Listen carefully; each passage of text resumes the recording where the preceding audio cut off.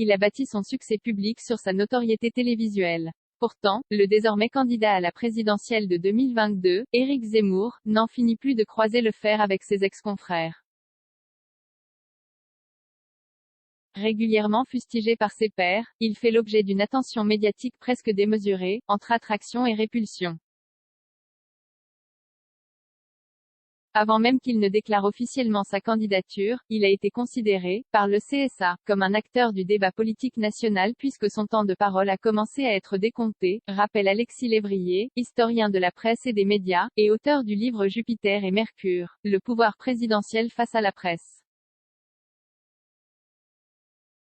Une décision qui a contribué, selon le chercheur, à légitimer l'attention que lui portaient déjà certains médias. Agenda médiatique et pré-campagne. Désireux de maîtriser l'agenda médiatique comme n'importe quel homme politique, il en connaît, en plus, les rouages.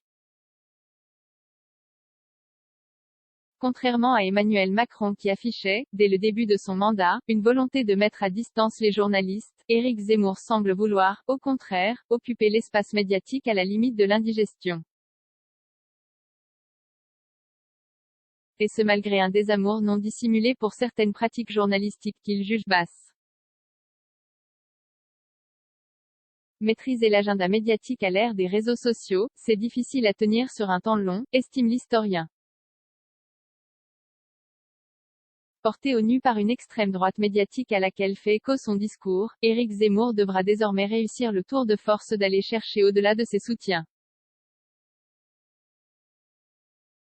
On voit quand même, malgré tout, les limites de son discours qui l'oblige à être dans la surenchère permanente pour continuer à attirer les médias, conclut Alexis Lévrier. Une tactique qui pourrait risquer l'asphyxie sur le long terme. 9 commentaires, 0 partage, partagé sur Messenger, partagé sur Facebook, partagé sur Twitter, partagé sur Flipboard, partagé sur Pinterest, partagé sur LinkedIn, envoyé par mail, sauvegarder une faute, imprimé.